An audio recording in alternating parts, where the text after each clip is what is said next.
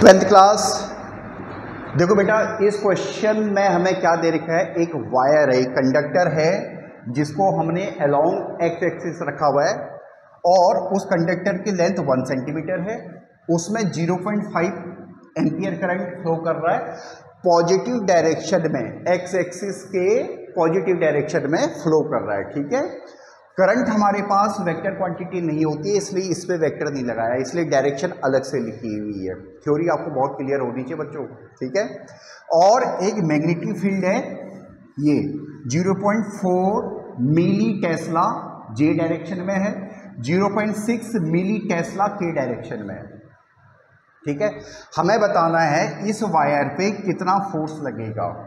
ठीक है बच्चों, तो अगेन आपने अगर क्वेश्चन समझ लिया है, नेक्स्ट स्टेप आपको ये पता होना चाहिए आपको कौन सा फॉर्मूला लगाना है। ठीक है, तो force on current carrying conductor in a magnetic field is given by I DL cross B. देखो बच्चों, इसी को हम कभी कभी ऐसे लिख देते हैं, आई एल क्रॉस बी लिख देते हैं। वैसे जो होता है फॉर्मूला वो इस तरह से होता है, देखो आई डी एल पूरा एक होता है, I D L cross B, क्योंकि क्रॉस प्रोडक्ट दो वेक्टर के बीच में होता है और ये करंट एलिमेंट होता है। ठीक है, तो हम यहाँ पे हमें वो इतना फॉर्मूले को एक्सप्लेन करने को नहीं कह रहा है, हमें केवल आंसर बताना है। ऑप्शन दे रखे हैं, 4 ऑप्शन में से टिक करना है, तो आपको पता होना चाहिए कि आपको किस तरह से फॉर्मूले को अप्लाई करना है। ठीक है, तो ये एग्जैक्ट फॉर्मूला होता है, इसको हम अप्रोक्सीमेट करके ऐसे भी लिख देते हैं या ऐसे भी लिख देते हैं। ठीक है, अब बच्चों आईडीएल जो हमने बोला ये है करंट एलिमेंट। ठीक है, यानी इसकी डायरेक्शन कौन सी होती है, करंट की डायरेक्शन होती है। ठीक है, तो हमारे पास करंट कौन सी डायरेक्शन में है, पॉजिटिव एक्स एक्सिस के डायरेक्शन में है, यानी आई के डायरेक्शन में है। ठीक है, और फिर हमें क्रॉस प्रोडक्ट करना है, तो आप डाटा को सब्स्टिट्यूट कर देते हैं। देखो, फोर्स आई करंट की वैल्यू डाल दो 0.5 एम्पियर। ठीक है, लेंथ की वैल्यू डाल दो 1 सेंटीमीटर, तो 1 सेंटीमीटर मतलब इसको मीटर में चेंज करेंगे तो 1/100 हो जाएगा। और इस पूरे करंट एलिमेंट की जो डायरेक्शन है वो है एक्स एक्सिस को अलोंग, तो इसलिए हमने आई लिख दिया यहाँ पे।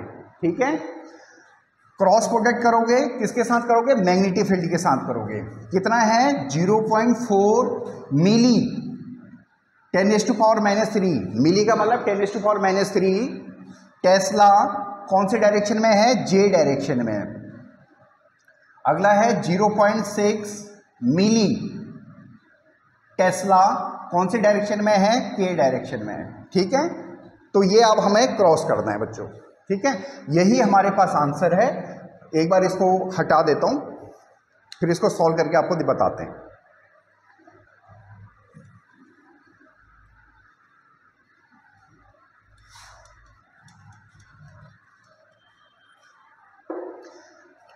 देखो बच्चों, ये आपने 11th में भी सीखा होगा मेरे बेटा, आई क्रॉस जे ये होता है के के बराबर।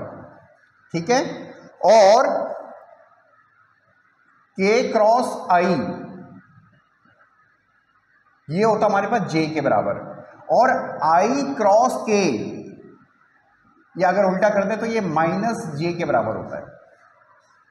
ठीक है, इसकी हमें जरूरत पड़ेगी इसको सॉल्व करने में। देखो, अब ये तो डाटा दे रखा है आपको, इसको सॉल्व करते हैं। यहां पे देखो 0.5, यानी इसको हम लिख देते हैं 5/1000, डेसिमल हटा दिया हमने। अब ये कितना है हमारे पास 0.4, ये जो 10⁻⁻3 है इसको भी 1000 लिख देते हैं। आई क्रॉस जे की वैल्यू आ जाएगी के, ये आ गई के बेटा, ये वाला पार्ट हमने सॉल्व कर दिया। ठीक है, अब इसी आई से हम के को करेंगे, आई क्रॉस के की वैल्यू माइनस जे है, और जो भी ये डाटा इसको तो हम ऐसे ही लिख रहे हैं, यानी 0.6/1000 आई क्रॉस के की वैल्यू माइनस जे है, तो माइनस लगा दिया हमने, तो ये आ गया जे। ठीक है बच्चों, ये समझ में आना चाहिए आपको कैसे कर रहे हैं। बहुत सिंपल क्वेश्चन है बट आपको समझ में आना चाहिए हम कर कैसे रहे हैं इसको। ठीक है, अब मल्टीप्लाई कर दो। देखो 5 को करो पहले, ये 1000 है देखो। ठीक है, ऑप्शन में हमारे पास माइक्रो दे रखा है, तो माइक्रो होता है 10⁻⁻6 होता है।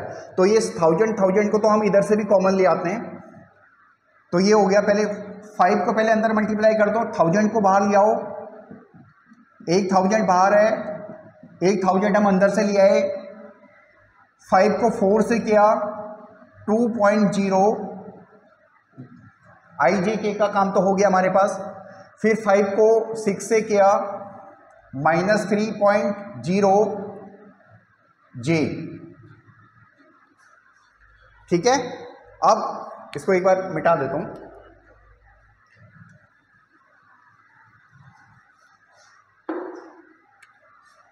अब देखो बच्चों, बाय डिफॉल्ट हम I वाले को पहले लिखते हैं, J वाले को उसके बाद और K वाले को लास्ट में। तो हम इसको ऐसे लिख सकते हैं -3J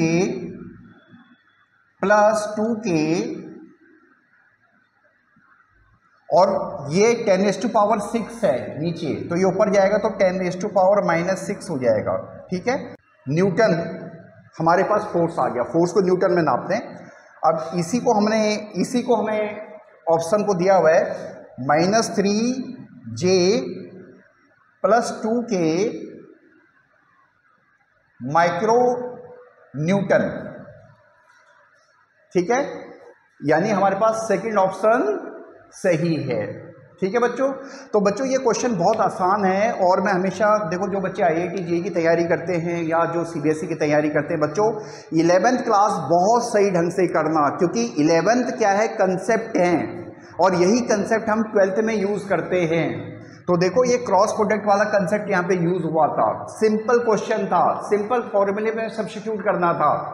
ठीक है, होप सो आपको समझ में आया होगा। अगर कहीं पे कुछ प्रॉब्लम हो तो आप कमेंट कर सकते हो। Thank you.